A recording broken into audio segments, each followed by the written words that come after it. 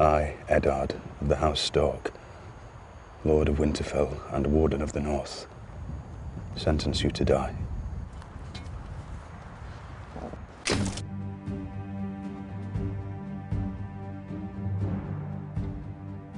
It's an old Stark philosophy that the man who passes the sentence should swing the sword. And it really goes to the root of who Ned Stark is as a man and who the Starks are as a family. You understand why I did it? Oh, where's the old boy? The Stark ethos is very much about doing things yourself and about leadership by example. Ned is really the kind of the cornerstone of the first season. He's the center of gravity around whom events move for the most part. The king rides for Winterfell. If he's coming this far north, there's only one thing he's after.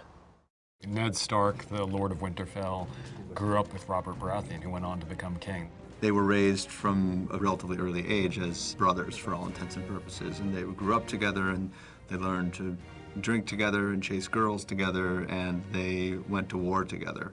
You got fat.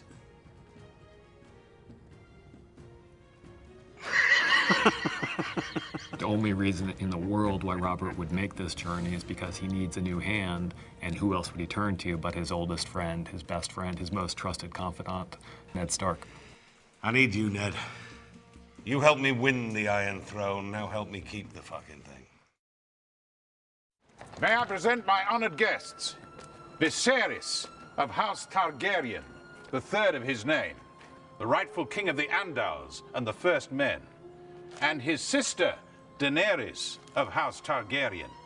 Daenerys Targaryen, whose nickname is Dany, basically went into exile from her homeland when she was so small she doesn't even remember it. She is the youngest child of the Mad King, Aerys Targaryen. She's never known her father, she's never known her family, she's never known her homeland. The only thing she's ever known has been her brother. She's been raised by her brother, Viserys, and Viserys has had his eyes on one thing and one thing only, and that is on regaining the throne that was taken from his father. When they write the history of my reign, sweet sister, they will say it began today.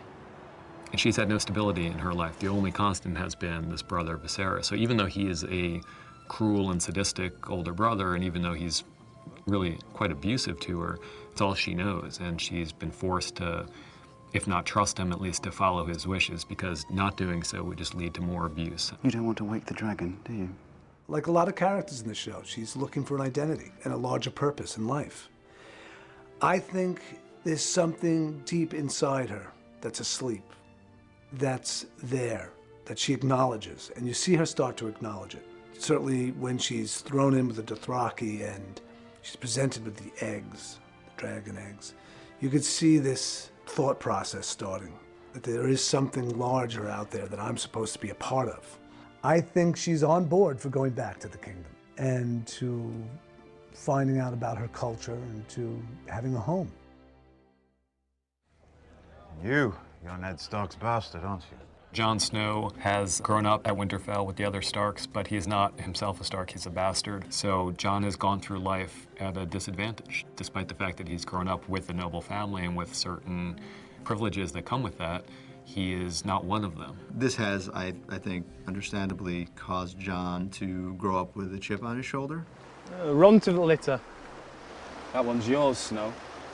Jon doesn't have a future. Jon will kind of live the rest of his life at the mercy of his brothers, and he has a very strong relationship with his brothers, especially with Robb, but there's still that nagging feeling that he doesn't belong and that there's no real future for him here.